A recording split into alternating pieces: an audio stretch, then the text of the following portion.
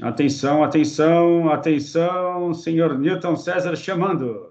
Positivo e operando. Vamos lá, tá Olha só, gravando. onde você está agora, com esse fundinho Estou aí? aqui.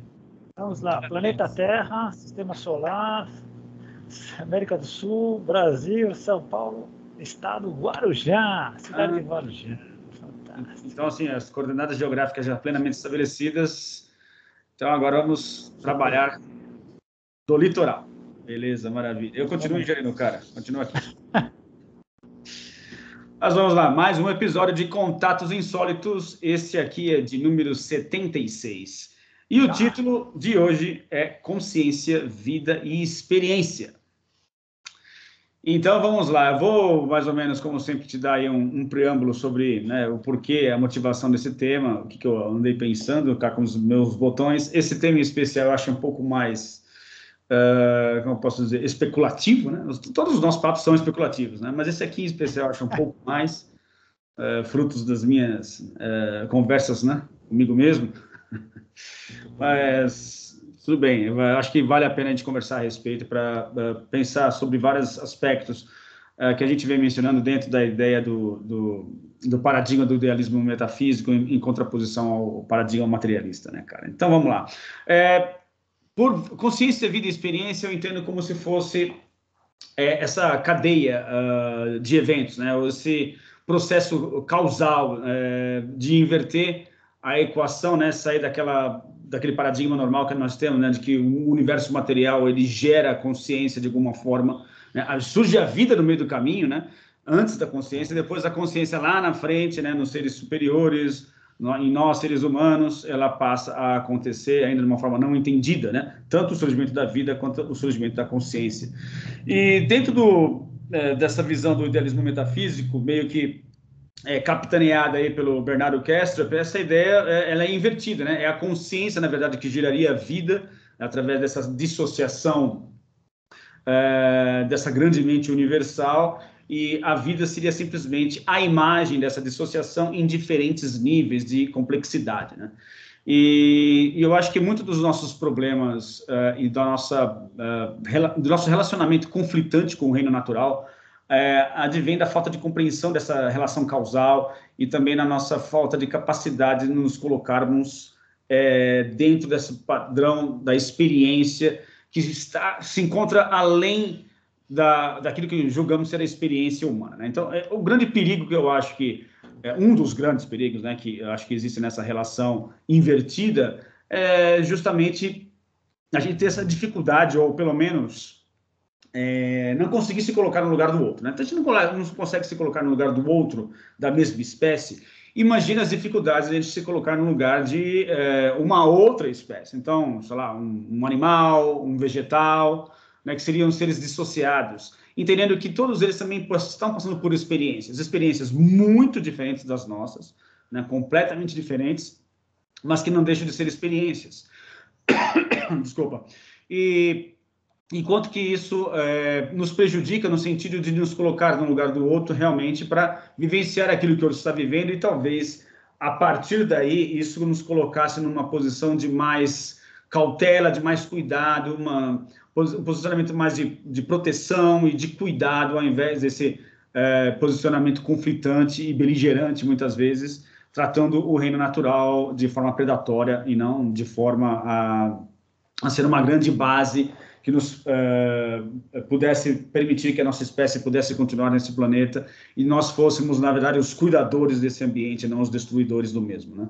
Então, pensando nisso, eu também acabei pensando... Nossa, estou com pigarro aqui, hein, cara? Isso que eu não fiz. Desculpa.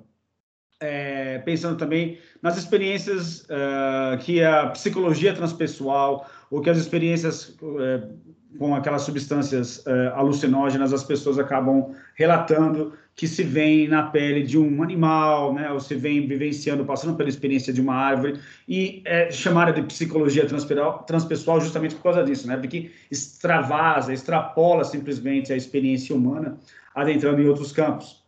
E o quanto nós temos dificuldades de fazer isso. Então, eu acho também conveniente para nós não termos essa vontade ou esse ímpeto para nos colocar no lugar de outros seres.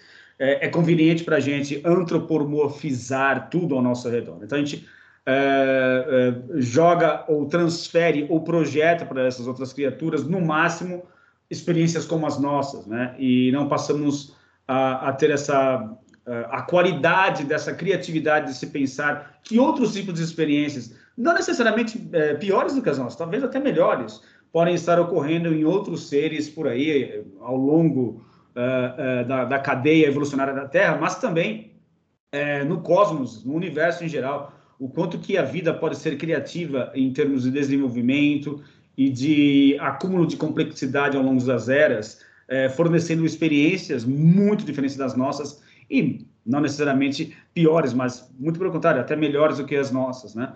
Então é mais ou menos por aí o que eu queria, a viagem eu queria fazer hoje com você, como é que a gente pode conversar a respeito dessas coisas todas, melhorando o nosso enfoque e tendo uma relação muito mais saudável com o meio ambiente natural, né? Então, passo a bola para você aí. Não, muito bom. Quando você me passou o título, a palavra que mais me chamou a atenção ali, apesar da nossa palavra favorita nos últimos tempos ser consciência, o que mais me chamou a atenção foi a questão da experiência, que é outro termo que a gente vem batalhando muito, que acho que faz toda a diferença, né?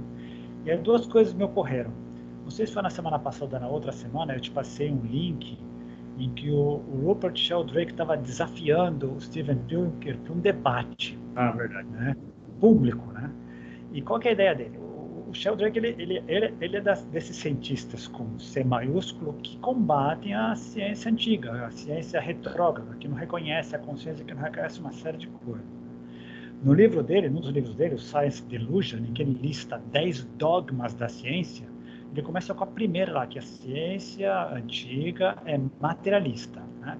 E ele sempre, o desafio que ele fez com o Steven Pinker foi basicamente o seguinte: olha, você representa a ciência materialista, e a ciência materialista tem o seguinte dogma, o seguinte preâmbulo: o universo é uma máquina, tudo que existe é como se fosse uma máquina. E pergunta o Rupert Sheldrake: se o universo é uma máquina, duas coisas, isso é uma teoria ou uma analogia? Se for uma analogia, por que ela é melhor do que a analogia de que tudo que existe é um organismo e não só uma máquina? Por que ela é melhor? Se ela for uma teoria, como é que ela pode ser demonstrada? Toda teoria precisa ser demonstrada. Demonstre. E ele fez esse desafio e ninguém aceitou até agora. O que acontece com o materialismo ou com a consciência? Os materialistas argumentam: olha, vocês têm tantas dúvidas quanto nós não respondidas. E é verdade. A gente pode partir do materialismo, pode partir da consciência como pré-existente com relação a tudo, e uma série de perguntas ficam sem ser respondidas. Mas inúmeras pessoas no mundo, milhares, talvez milhões, experimentaram coisas que são capazes de serem tabuladas, registradas e comparadas com outras coisas que são vivenciadas por outras pessoas, independente da época, da religião, do país, de onde elas estejam. Esse parece ser o grande diferencial. As dúvidas nos dois lados persistem, mas existe uma experimentação nessa esfera consciencial que muita gente está tendo, e cada vez mais, que aqui não está. Aqui não está. Aqui, um exemplo que o Sheldrake dá. Legal, tudo que é anormal, por exemplo, telepatia, vocês dizem que não existe por definição. Ao passo que aqui tem um monte de gente experimentando um monte de coisa por meio de tabulações científicas que no mínimo merecem uma olhada, no mínimo merecem uma atenção, que é a turma da Comissão Galileu, que eu falei da semana passada, pede: pelo menos venham ver os dados, venham questionar os dados, vamos conversar sobre o que a gente está registrando. Então, eu acho que o grande diferencial nessa brincadeira toda é essa experimentação que muita gente vem tendo, e que muda totalmente a realidade. Não, com certeza. Esse ponto que você enfatizou, ele é crucial nessa discussão, porque justamente o valor que a experiência nos dá, né, enquanto seres conscientes, de que está muito além de uma simples racionalização ou de um simples exercício intelectual. Então, a experiência acaba dando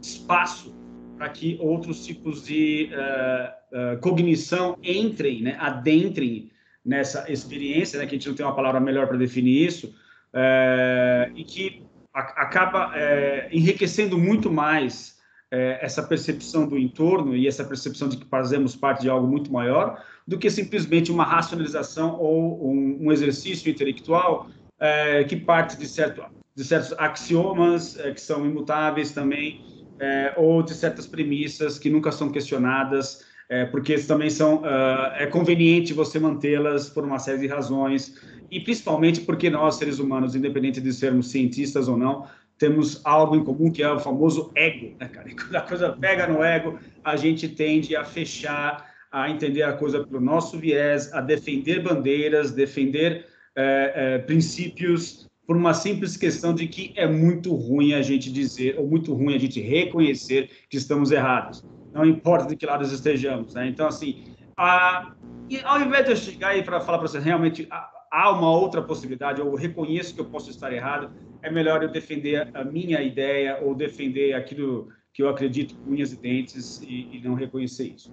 Então, acho que independentemente de que posição você esteja, você é ser humano, como qualquer outro, né? E como ser humano, você passa por essa experiência também em que o ego ele acaba prevalecendo e cientistas muito vaidosos vão tender a defender o pão deles ou defender todo um cabedal de relações com o meio social que eles possuem, por serem pessoas respeitadas, etc., ao invés de reconhecerem humildemente que fazem parte de um espectro da realidade que funciona muito bem, porque a ciência ela simplesmente estudou o comportamento da natureza, ou seja, os padrões repetitíveis, mas não, em nenhum momento, apesar de tentar, muitos cientistas tentarem fazer isso, a ciência é capaz de explicar o que a realidade é. Explica comportamentos e padrões, mas não aquilo que a realidade é em essência, né? Então, eu acho que eu falei demais. Eu passo a bola para você agora. Não, mas é por aí. Eu acho que o cerne dela, e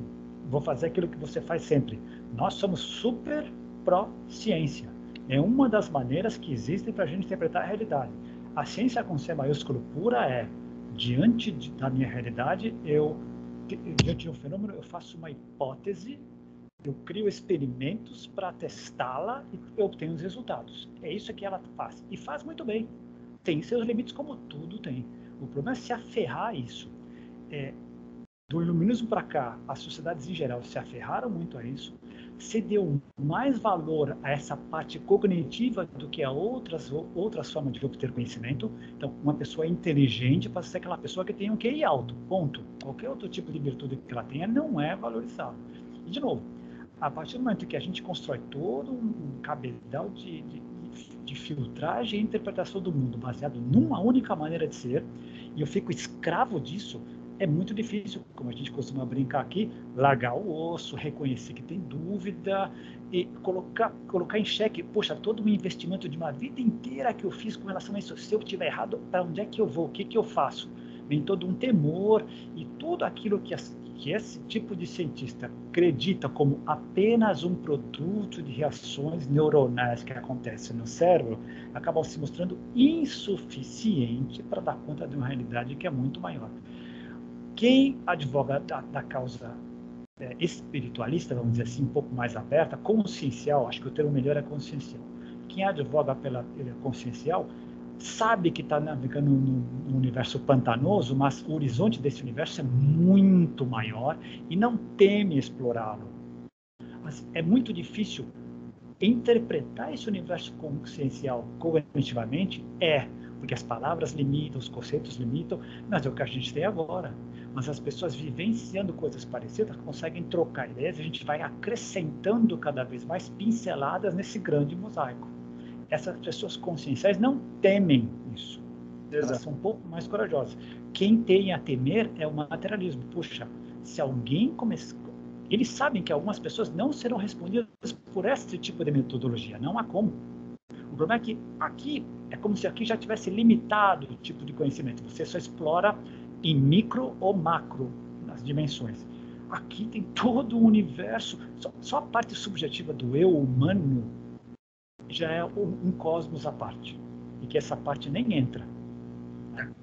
Com certeza deve haver também aí, acho que uma boa dose de desejo por segurança, né, cara? Então, a ciência fala, não, vou só pisar em território firme, eu não vou assumir nada por enquanto, e com isso acaba perdendo, ou acaba, na verdade, sendo até fiel, de repente, aos princípios científicos e que fica ali fechado realmente naquilo, porque é assim que a ciência trabalha, mas existem outras instâncias da experimentação humana onde a ciência não tem domínio ou nunca teve oportunidade de explorar, que são tão legítimas quanto e podem contribuir de outras maneiras, de forma que a ciência acabe se beneficiando, na verdade, dessas outras experimentações e pode, né, em teoria, a partir daí, querer explorar ou não esses outros aspectos que outras pessoas, ou cientistas, talvez, até mesmo esses aí com C maiúsculo que a gente fala de vez em quando, acabam explorando na fronteira dianteira da ciência, abrindo espaço para que depois o mainstream, né,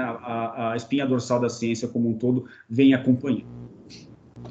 Na realidade, dependendo de como a gente analise, é super fácil de resolver esse problema, se é que é um problema. Basta dizer, nos limites onde o nosso tipo de experimentação se restringe, a gente vai até aqui. Isso não é possível. Não quer dizer que não exista. Quer dizer que com as ferramentas que a gente não pode explorar.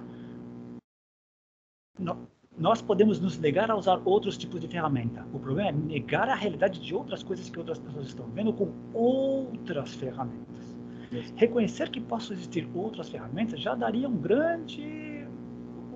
grande possibilidade de poder interpretar melhor a realidade. De novo, existem vários cientistas que têm uma religião. Eles sabem separar as coisas. Uma coisa que o tipo de conhecimento que eles obtêm com a metodologia científica e outro tipo de experiência que eles têm com as religiões deles, seja lá quais forem. Eles sabem separar.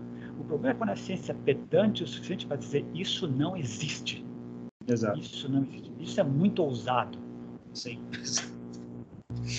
Outra coisa que eu queria abordar, cara, ainda também nessa questão da dissociação, né, dos diferentes níveis de complexidade de dissociação. Quando a gente fala em experiência, né, vem bom, primeiro a ideia da consciência, né, como é que a consciência existe esse questionamento. E aliás, esse é um outro problema, né? O mau uso das palavras ou o uso das palavras de forma intercambiável, né? Então, consciência, mente, muitas vezes são usadas de forma aleatória, se confunde muito esses temas, né? Então, assim, como consciência, ou pelo menos aquilo que o Bernardo Kastrup menciona como consciência, seria esse princípio de ter uma testemunha, ou seja, estar ali observando, um observador passando pela experiência, né? Observador também não necessariamente por causa dos olhos, né? Não é isso que eu quero dizer, mas passando por um processo de experimentação ou de experiência. Por isso que ele menciona que tudo tem que ser necessariamente mental, porque não existe nada além da experiência, teoricamente. Se existe algo além de experiência que não pode ser experimentado, não necessariamente por mim ou por você, mas por qualquer criatura ou qualquer dissociação dessa mente universal, não pode existir. Tudo, em última instância, ou em primeira instância, na verdade, porque estamos invertendo tudo, é mental por causa disso, ou seja, a essência do universo inteiro seria mental. Então, dentro desse espírito, é interessante a gente perceber que existe no reino animal, até chegar no reino humano, e nada indica também que o reino humano seja o supra-sumo, o top nessa linha hipotética que estamos traçando aqui. De repente somos o top ou topo da cadeia alimentar, digamos assim, da consciência aqui nesse planeta, mas não necessariamente sabemos se em outros planetas, de repente, existem seres muito mais à nossa frente do que nós, provavelmente existe, né? Mas essa questão dessa consciência gerar com o tempo a autoconsciência, a autorreflexão e a metacognição, que seriam outros processos, diferente da dos animais. De alguns animais também não podemos dizer que são todos, porque ultimamente se está vendo um reconhecimento de seres sencientes, né? Os polvos, certos cetáceos, os polvos, recentemente foram reconhecidos pela ciência oficial como seres sencientes, né? De que estariam munidos de capacidades muito avançadas, mais do que nós imaginávamos antes, então já há um certo avanço, mas ainda acho que está muito longe do ideal. Mas o qual é interessante que ao longo desse processo de complexidade, vinculados, obviamente, ao cérebro, né, a existência do cérebro, mas não só a existência do cérebro, o quão complexo é a vida e que a vida seria a manifestação dessa dissociação, diferentemente dos objetos inanimados. E de como a gente acaba perdendo por essa nossa dificuldade de se colocar no lugar dessas diferentes criaturas, passando por diferentes níveis de experiência. E as terapias, se utilizando de substâncias alucinógenas, acabam facilitando esse entendimento, porque você passa pela experiência. Peço até licença agora para citar um amigo nosso aqui, que é o Caio Avalone, se ele assistir esse vídeo aqui, em algum momento, ele passou por uma experiência com ayahuasca, onde ele se deparou ele falou que, cara, é o seguinte, não é que eu me senti como se eu fosse um lagarto mesmo, né? Me senti na pele do lagarto, tendo as mesmas sensações que um lagarto, foi uma experiência super marcante na vida dele, que ele jamais esqueceu. Então, são tipos de experiências que nos ajudam ou nos auxiliam a entender melhor a nossa relação com o meio e talvez fazendo a gente até sair desse palco que nós imaginamos que estamos, né, como protagonistas da vida, né, e nos colocando, vamos, peraí, o show de verdade está acontecendo aqui embaixo na pista, onde todo o reino natural deu condições para a gente ao longo de milhões de anos, bom, bilhões de anos, na verdade, né, se você vai considerar as primeiras formas de vida, para que a gente chegasse aqui nesse exato momento, né, recentemente, em termos evolutivos, é uma chegada muito recente, e já queremos já dar show no palco. Opa, peraí, desce do palco, sai desse mundo arrogante, né, ser humano, por favor, e vamos aqui na pista, que é aqui que o show de verdade acontece, ter essa humildade de descer para entender, e aí talvez aí a gente respeitar um pouco melhor o meio ambiente e ter essa relação mais saudável com a natureza. Perfeito, excelente colocação. E você estava falando agora, eu estava me lembrando o seguinte, quando a gente fala das pessoas que tiveram, como o Caio, ou várias pessoas que tiveram experiências transcendentais, experiências transpessoais, seja via psicodélico, seja via algum tipo de meditação, algum tipo de coisa. Transpessoal, que foram além disso, elas foram testemunhas. Elas não disseram que eu intuí que era aquilo, elas vivenciaram aquilo, elas eram os protagonistas da experiência em si. E são inúmeras, milhares e desde sempre. Desde sempre. Esse é o primeiro ponto. Segundo ponto, é sempre bom lembrar que na condição atual do planeta, a gente está na cúspide, no topo da pirâmide consciencial, evolutiva, cognitiva, sim, mas segundo as várias histórias da humanidade, existiram outras humanidades aqui, em vários momentos, em que a gente pode ter sido homem ou não, mas fazendo um pequeno exercício, não tivesse os dinossauros desaparecido, teríamos como mamíferos vingado, teríamos como um grupo de mamíferos vingado? Nunca saberemos. Ou talvez estivéssemos agora aqui conversando com longas caudas e escamas. Nunca saberemos. Então, os caminhos, os meandros que a coisa foi usando, que a natureza foi colocando, que podemos até discutir, algumas pessoas dizem que essa força evolutiva, ela é consciencial, ela tem uma direção, que é o que a ciência materialista não admite. Mas, independentemente disso, é importante olhar para a história para tentar entender um pouco do presente sobre o que aconteceu no passado. E olhar o espelho retrovisor não significa que é garantia de que no futuro vai ser assim. E só para terminar, o que você falou agora que é super legal, e meu irmão trabalha com cetáceos, especificamente com golfinhos e baleias, e ele é quem me subsidia com informações com relação a isso, o reconhecimento pela ciência oficial de que cetáceos, orangotangos, polvos e outras criaturas são sencientes, é um alargamento do conceito de senciência por parte de um grupo de cientistas. Eles tiveram que reconhecer que o conceito anterior estava muito restrito e não dava conta de explicar essa realidade. São criaturas que se reconhecem no espelho, são criaturas que sabem a diferença entre outras criaturas, assim por diante. Né? A gente está num nível ainda superior? Sim, mas não podemos descartar outras coisas. Que tipo de relacionamento essas criaturas estabelecem?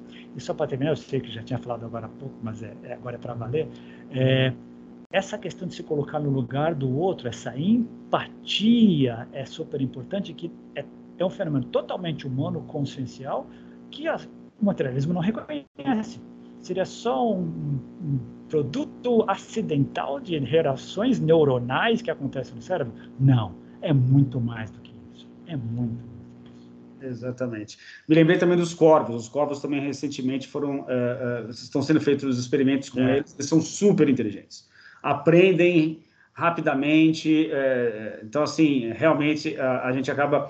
Isso para a gente é muito inconveniente, né, cara? Porque, poxa, toda a nossa relação com o reino animal, nos alimentamos de carne, seres carnívoros, tratamos muito mal os animais, né, em determinados momentos, tem toda a indústria da carne, enfim, deixar claro aqui que também eu como carne, né, já fui vegetariano, ovo lácteo vegetariano, na verdade, há muito tempo que eu não sou mais, mas, então, assim, não estou puxando a sardinha para o lado de ninguém, mas eu estou apenas mencionando os maus tratos, né? A forma como nós lidamos com o reino natural, que ela é super desrespeitosa e predatória, né? Então, justamente porque essa dificuldade de se colocar no lugar do outro, ou de se achar melhor que o outro, e estar em condições de decidir o que vai acontecer ou não com a vida do outro. Ocorre entre nós, né? Entre nós, seres humanos, por que não ocorreria com a natureza, né? Então, eu acho que também passou da hora da gente fazer esse tipo de exercício e acho que entender o idealismo metafísico como esse processo de dissociação dessa mente universal acaba nos auxiliando a entender mais como é que as coisas estão interligadas e como é que a gente está ligado uns aos outros também através daquilo que nós chamamos de mente. Não a minha mente em particular, não a sua mente em particular, mas uma grande mente como fonte original de tudo, da qual todos nós viemos. E ela tem níveis, o que a gente costuma chamar de níveis de consciência, e quanto maior o nível de consciência, maior esse entendimento, maior essa capacidade de se colocar no lugar do outro, não só o outro pessoa, mas o outro ser vivo, maior a capacidade de entender a correlação entre todas as coisas, natureza, planeta, cosmos, e tenderá a levar a mudança de comportamento e a uma vivência mais harmônica. Mas está diretamente vinculado ao nível de consciência.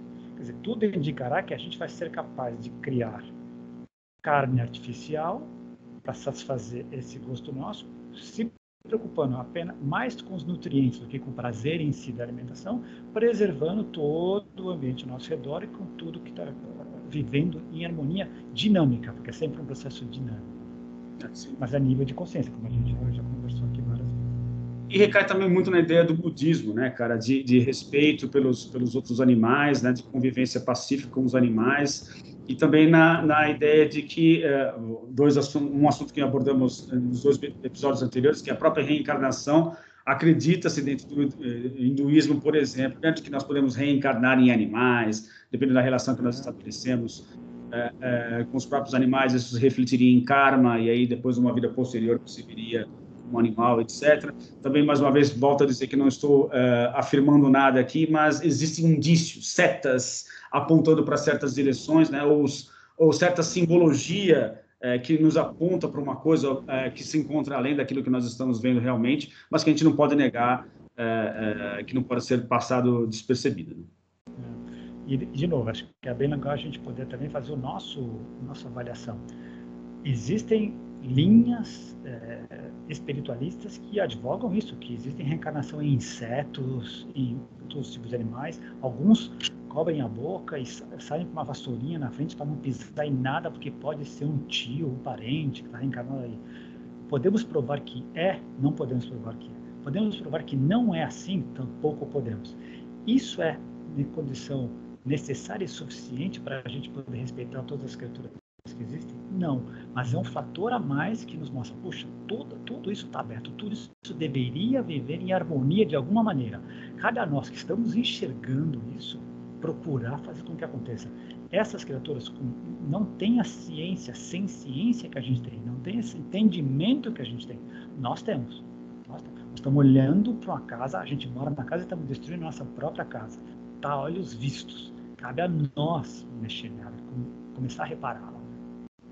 E acho que acaba também recaindo na ideia de que nós estamos batendo nessa mesma tecla faz tempo, né, cara? De que a nossa relação predatória com o meio ambiente também advém dessa visão materialista de que essa vida é apenas a única existente. Então, por que eu me preocuparia com o futuro se eu vou morrer daqui a pouco? Então, vou aproveitar, sugar do ambiente natural tudo aquilo que é possível, porque eu vou morrer daqui a pouco mesmo, não importa, né? Então, vou aproveitar tudo aquilo que for possível no máximo de tempo que eu conseguir e acabou. A vida é isso.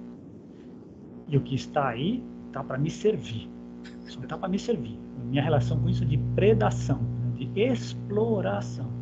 Com essa visão que essa visão nos levou ao buraco que a gente está hoje, né? E, claro, felizmente, milhares, milhões de pessoas já perceberam que não é isso. Existe todo um ciclo, inclusive uma visão bem míope, né?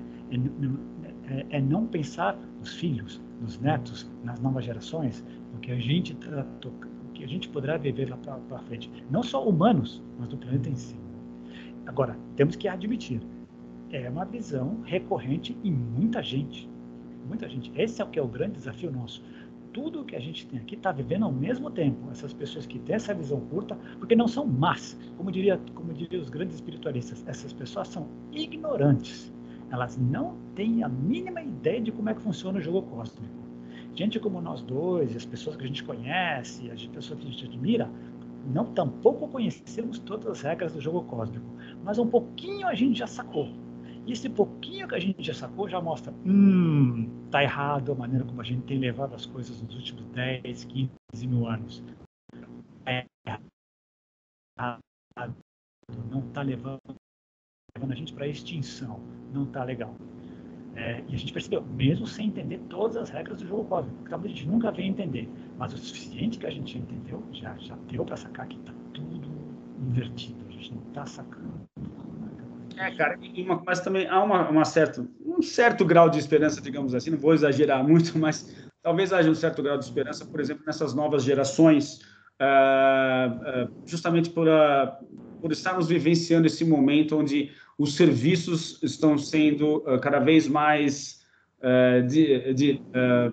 difundidos na sociedade, né? Então, serviços como, por exemplo, do Uber, como Airbnb, onde se enfoca muito mais na experiência em si do que na posse de alguma coisa. Então, existem essas previsões de que no futuro ninguém vai ter um carro mais porque não vai fazer mais sentido, vai fazer mais sentido você simplesmente alugar um carro, né, como serviço, né? O Uber, por exemplo, um meio de transporte em que você vai pagar pelo uso, né, e não simplesmente ter aquele objeto ou ter aquele produto especificamente, né, que é tão característico de nós atualmente. As novas gerações parece que se tocaram em relação a isso e estão abraçando essa ideia de uma forma melhor. E por que eu estou mencionando isso? Porque recai realmente na ideia da experiência ser mais válida do que naquela questão do ter, do acumular. Também, né, não quero aqui ser um hipócrita dizendo que eu não gosto de ter, que eu não gosto de ter posses, que eu seja contra o capitalismo, não é essa a questão, mas é uma forma de você lidar com a realidade que ela é transformadora, ela é diferente, né? Eu acho que a gente acaba esquecendo da importância da experiência num contexto geral, né? Porque a gente não aqui, pelo menos no Ocidente, ou o que nós chamamos da visão predominante civilizatória, de valorizar a questão subjetiva, né? Que é aquele observador que falamos no início, né? Que está observando e passando pela experiência. Como nós negligenciamos isso, não damos importância, achamos que no máximo isso tem um valor secundário, e na verdade é o inverso, é completamente primordial para a gente estarmos vivos, estarmos vivenciando a vida, é justamente essa questão da experiência, o quanto a experiência é importante para a vida e para a consciência, como essas coisas estão interligadas nessa relação causal.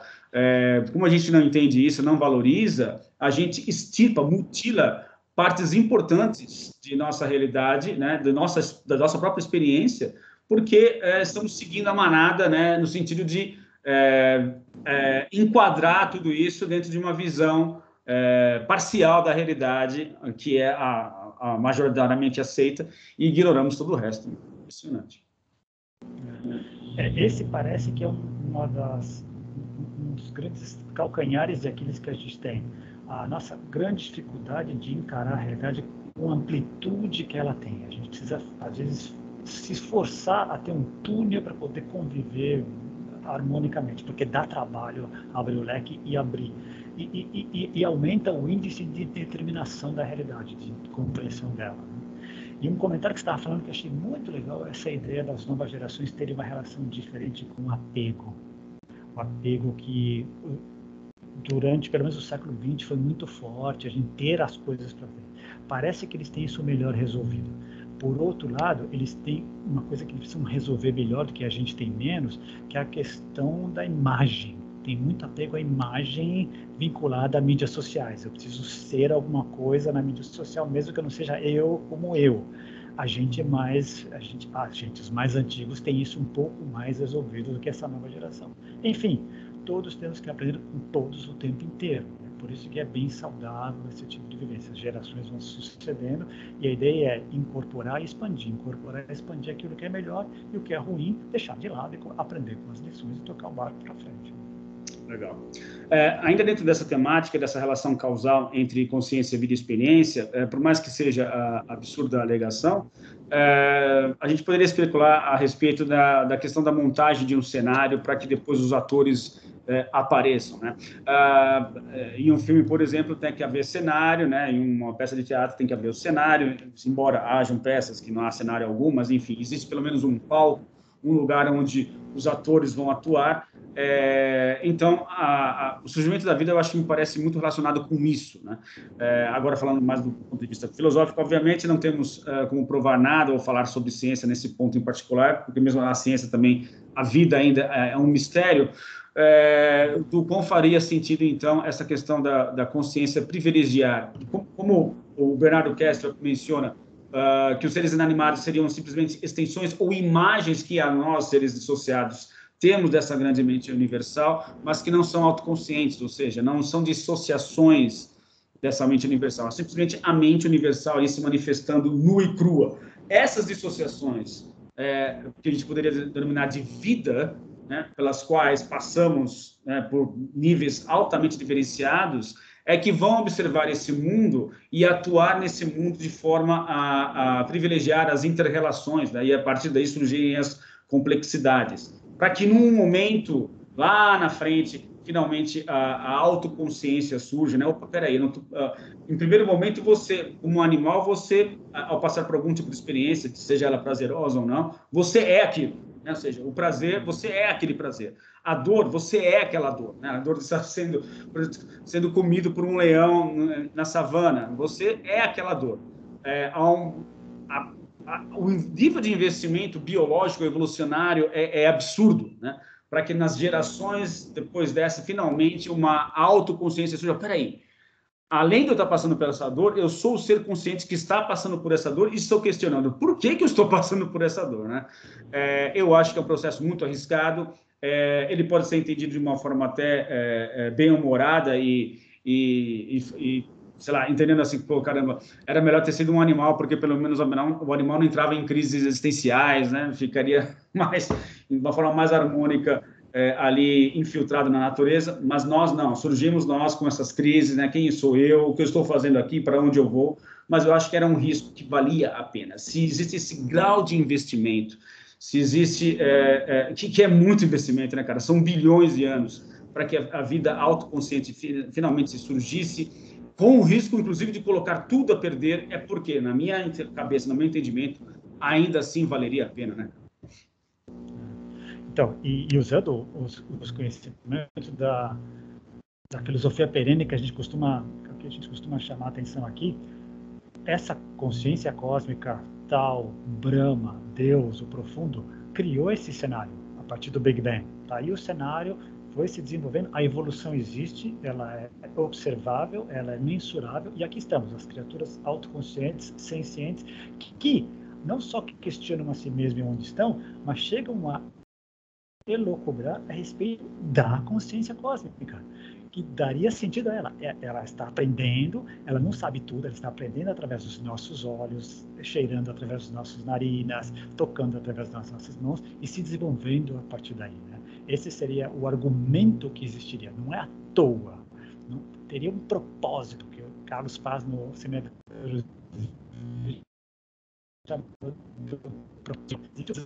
que vai além da parte cognitiva. A gente tende a interpretar só cognitivamente, mas deve ter um aspecto espiritual, consciencial e de outras esferas que a gente mal tocou ainda, que fazem parte do grande pacote de experiências que existem por aí. Exato, concordo plenamente. Mas esse é o tamanho do desafio, cara, porque o que acontece? A gente tende a fazer, inclusive as análises que nós fazemos normalmente, de forma racional, intelectualizada. Por quê?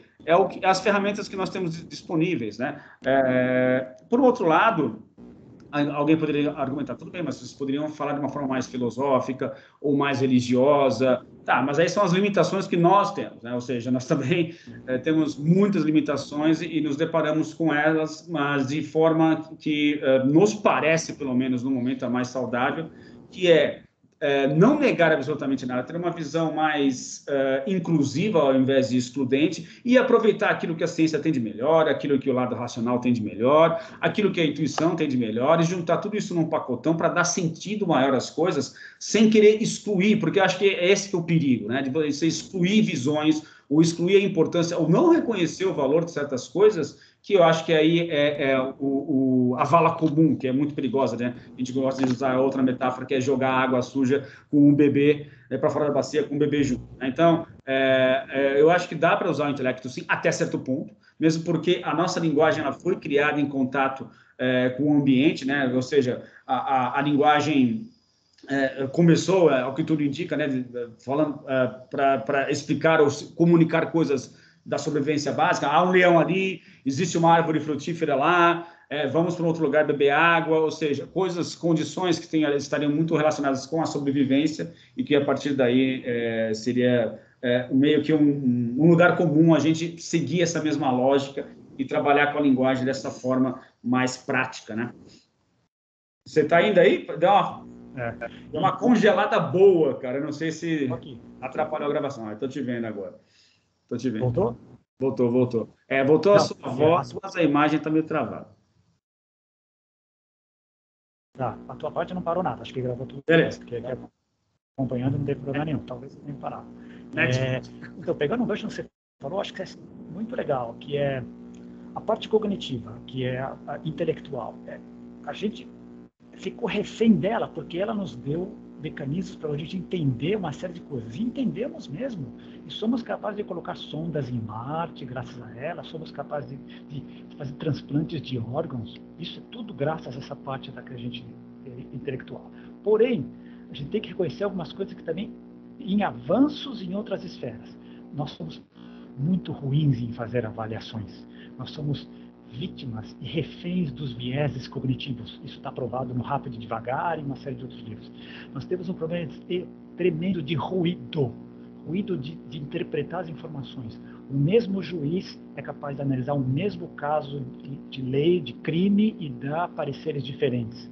O mesmo médico é capaz de analisar o mesmo caso e fazer diagnósticos diferentes. Isso é ruído, não tem a ver com os vieses cognitivos. Nós somos muito ruins para fazer avaliação. A intuição existe sim, mas ela nos prega muitas peças do jogo. O que a gente tem como ferramenta de poder compreender um outro lado da moeda que não tem vários, mas é um dos lados que é o que você sentiu. Não é o que você entendeu, mas o que é que você sentiu de tal experiência. Isso a gente tem um temor, porque a gente já começa na defensiva. Olha, eu que senti, não quero te convencer, mas é fundamental porque todos nós sentimos. Todos nós sentimos. A dificuldade, às vezes, é colocar esse sentimento em palavras que sejam cognitivas para as outras pessoas. Muitas vezes elas falham, elas não estão ali. Mas um lado que todos nós temos, esse lado da sensação, que é comum a todos nós. E muitos de nós sentimos as mesmas coisas, muitas vezes. Exato. E você tocou um ponto fundamental. Ficou para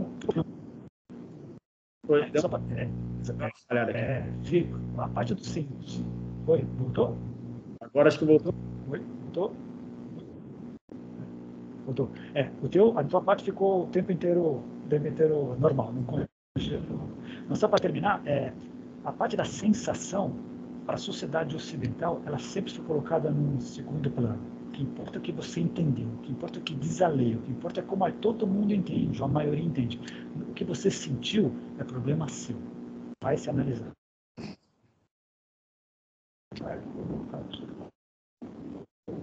Verdade. De lá. E eu tô...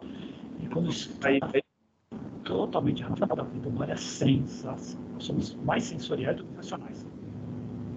Desculpa que a conexão está falando, não sei se... Estou te vendo agora. Estou aqui. Estou? Agora voltou. Está cortando, né? Está cortando, mas tudo bem, vamos lá. Não parou.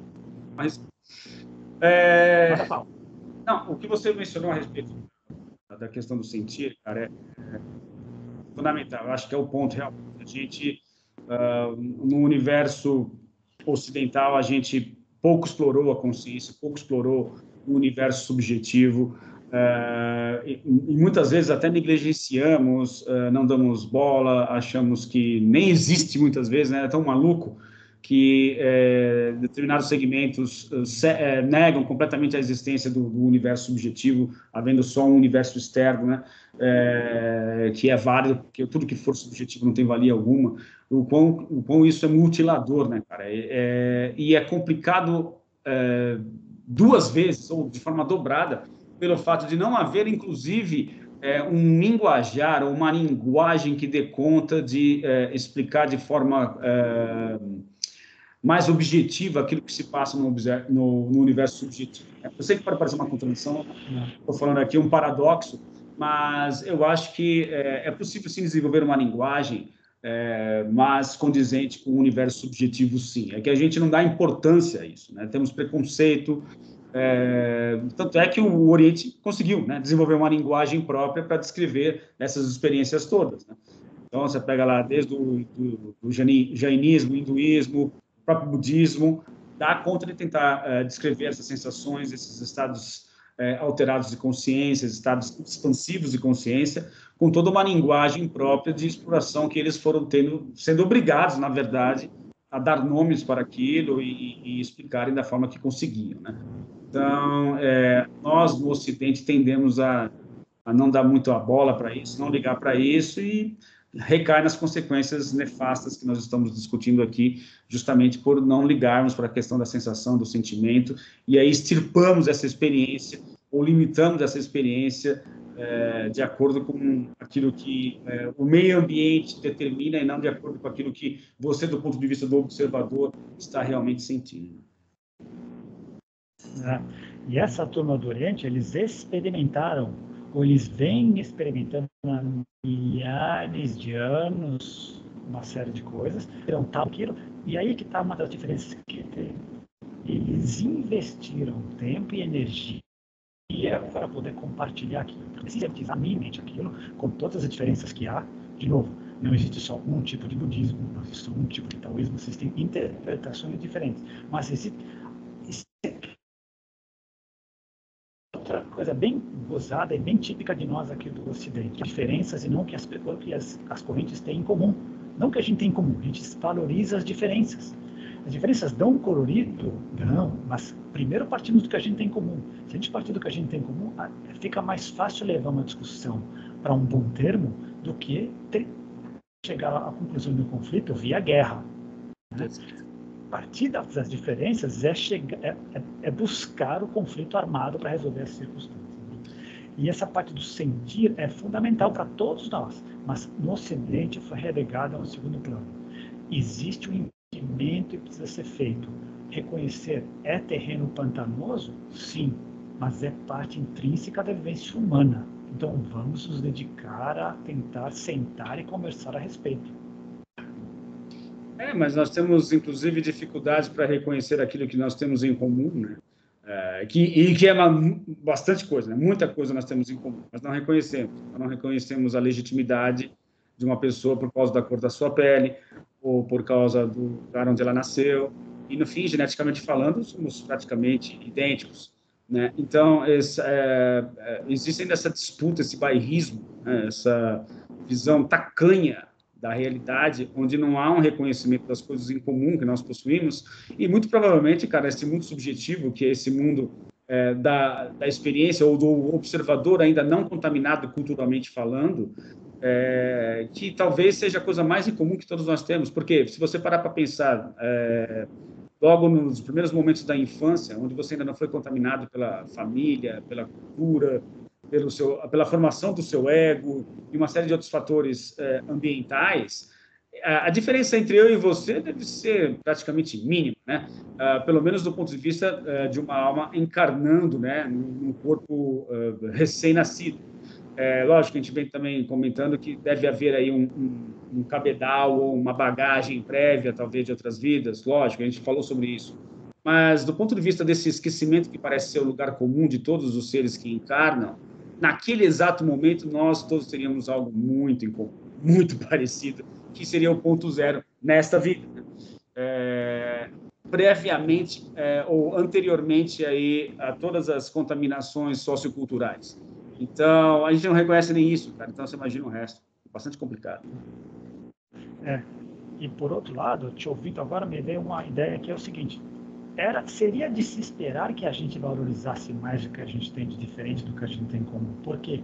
Porque fica bem de acordo com as primeiras casinhas do processo de caminhada desenvolvimentista humano, que é egocêntrico e etnocêntrico. Egocêntrico é eu comigo, etnocêntrico eu e a minha turma. Tudo que é diferente da minha turma é outro, é diferente, é inimigo.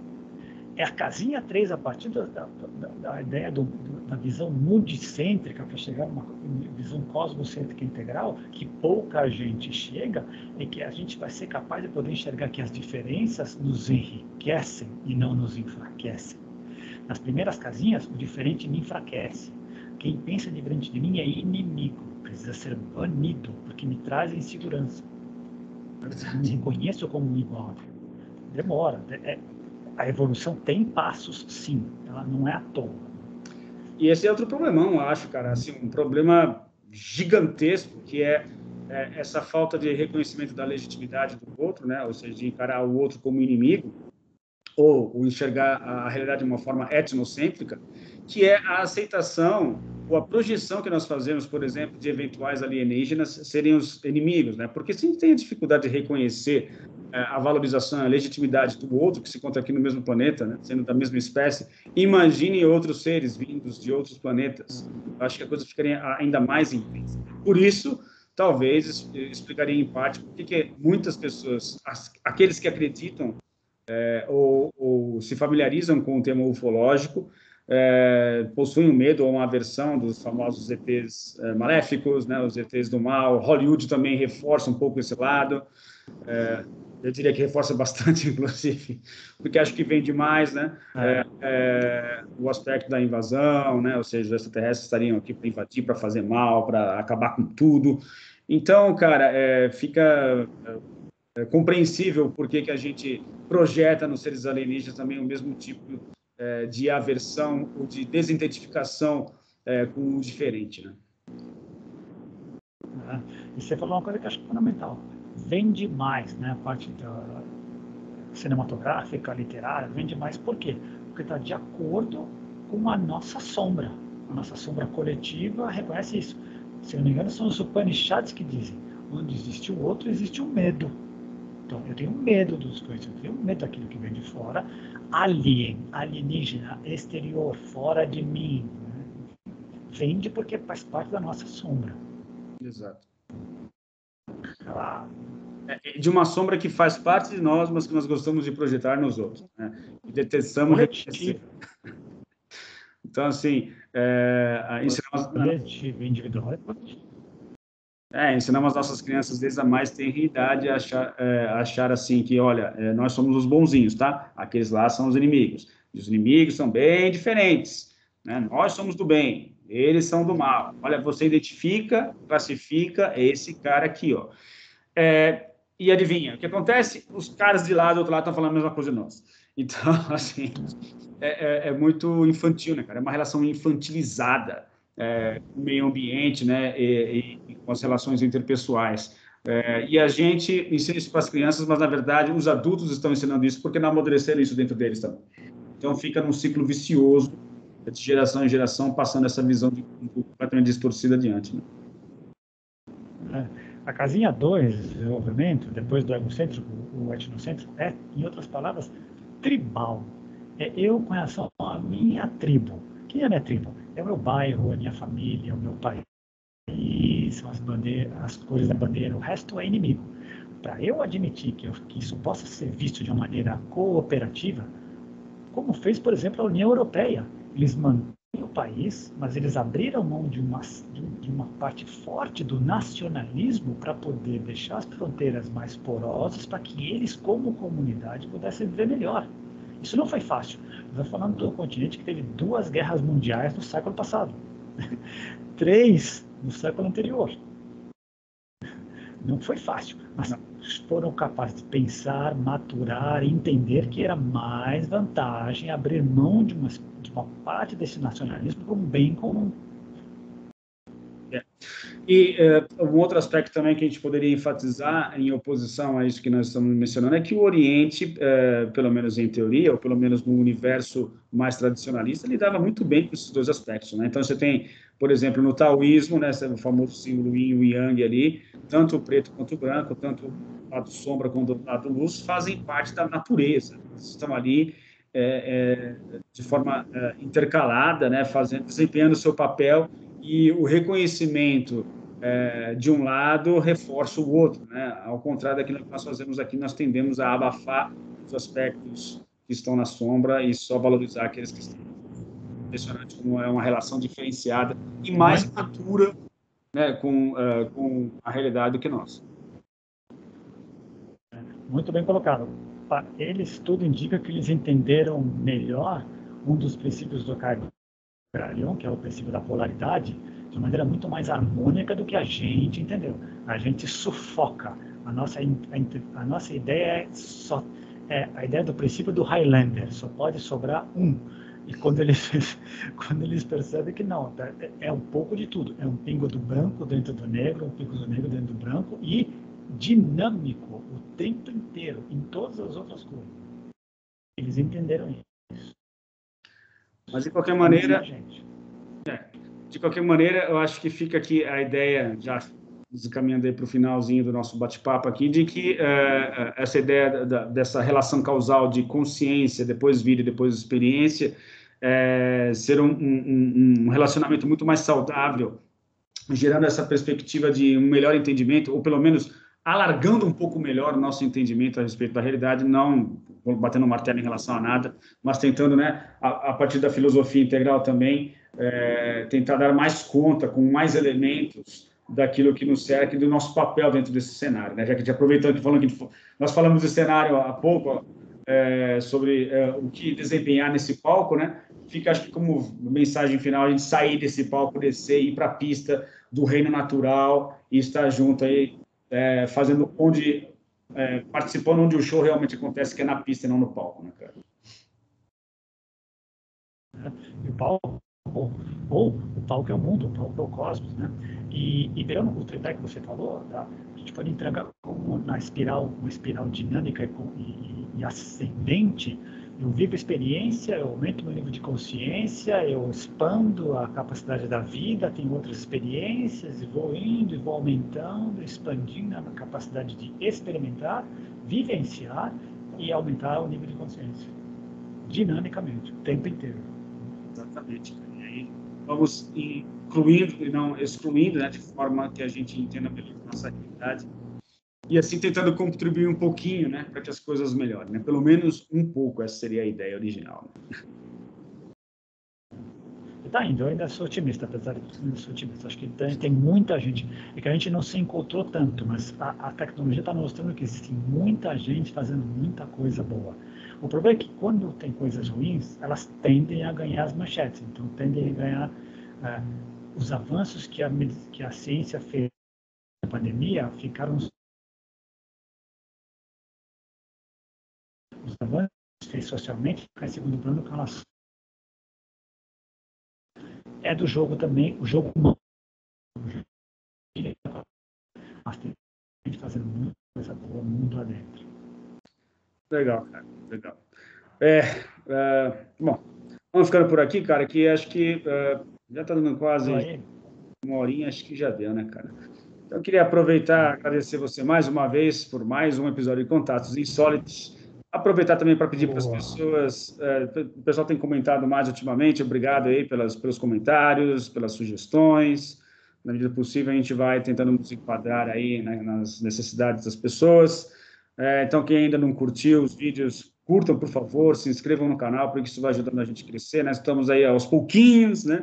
Esse trabalho árduo de formiguinha, tentando aumentar a visibilidade do nosso canal, mas a gente chega lá com a ajuda de vocês. Então, muito obrigado a todos que curtiram, que comentaram, que se inscreveram, e muito obrigado a você, essencialmente, Nilton, por mais um bate-papo aqui de Contatos Insólitos. É isso, até a semana que vem. Um grande abraço, cara. Beleza, Roberto. Tchau, Valeu, tchau. obrigadão, até mais. Tchau.